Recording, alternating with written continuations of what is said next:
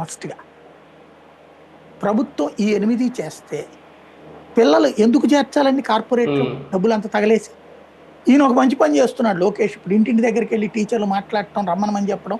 అలాగే మొన్న పాస్ అయిన వాళ్ళకి ఎక్కువ మార్కులు వచ్చిన వాళ్ళతో ఊరేగింపులు పెట్టారు ప్రతి ఊళ్ళో. వాళ్ళ మార్కు లిస్ట్ బోర్డులు పెట్టుకుని అడ్వర్టైజ్మెంట్ ఇచ్చింది గవర్నమెంట్. గుడ్.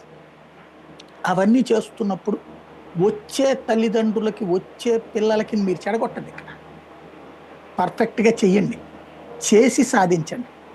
అంతేగాని మళ్ళీ డైవర్ట్ చేసుకోవద్దు. ఒక మంచి పేరు వస్తుంది. నేను లోకేష్ విషయంలో, విద్యాశాఖ విషయంలో జగన్ తర్వాత ఇతను ఎట్లా చేస్తాడు అనుకున్నప్పుడు ఈ సిస్టమ్ నాకు బాగా నచ్చింది. ఆ పేపర్లో అడ్వర్టైజ్మెంట్లు ఇవ్వడం, టీవీలో అడ్వర్టైజ్మెంట్లు ఇవ్వడం, కార్పొరేట్ వాళ్ళకి తప్పించి అడ్వర్టైజ్మెంట్. ఇదివరకు మనం డిబేట్లు అప్పుడు కూడా నేను అనేవాడిని జగన్ ఎందుకు చేయట్లేదు అట్లాంటిది అనేది. వాళ్ళు ఇచ్చారు, వాళ్ళకి పిలిచి నగదు బహుమతులు ఇచ్చేవాడు జిల్లాకి ఒక మీటింగ్ పెట్టి. అట్లా కాకుండా ఇతను స్కూల్ని జాగ్రత్తగా చూసుకున్నాడు. ఇంకా డెవలప్మెంట్ అంటే వాళ్ళల్లో ఉత్సాహాన్ని పెంచాడు అనిపించింది. గుడ్, మంచిది. తీరా చూస్తే ఇప్పుడు మళ్ళీ డైవర్ట్ అయిపోయి చెడగొట్టుకోవడం ఎందుకు?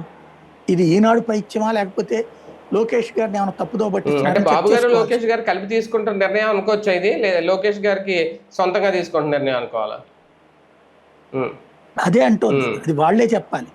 ఈనాడు రాసిన వార్త నిజమైతే ప్రభుత్వం పారిపోతుంది అనిపిస్తుంది.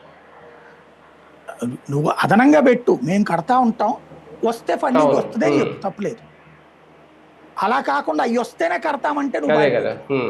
అంటే జగన్ చేసింది నాడు నేడు పేరుతో ఆయన పాఠశాలలు ఎలా అభివృద్ధి చేశారు, ఏ నిధులతో చేశారు అనేది ఇప్పుడు ఈ ప్రభుత్వం ఎందుకు చేయలేకపోతుంది? అదే కదా వాళ్ళే చెప్పాలి సమాధానం. బేసిక్గా నేను మొదటందా ముక్కదే. జగన్ 45,000 కోట్ల ఏడాదికి అప్పు చేస్తే ఈ అన్ని సంక్షేమ